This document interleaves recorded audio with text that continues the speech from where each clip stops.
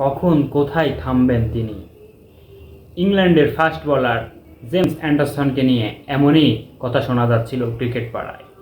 অবশেষে থামার দিনটি নিজেই জানিয়ে দিল 41 বছর বয়সী ইংল্যান্ডের এই ফাস্ট বোলার। টেস্ট ইতিহাসে সবথেকে বেশি উইকেট পাওয়া এই ফাস্ট বোলার জানিয়েছেন ওয়েস্ট ইন্ডিজের সাথে অনুষ্ঠিত লর্ডসের টেস্টেই তার ক্যারিয়ারের শেষ টেস্ট। 21 বছর বয়সে এই লর্ডসেই তার ক্যারিয়ার শুরু হয়েছিল এবং এখানেই তার ক্যারিয়ার শেষ হচ্ছে, এমনই ঘোষণা করেছেন আজকে এক সংবাদ সম্মেলনে।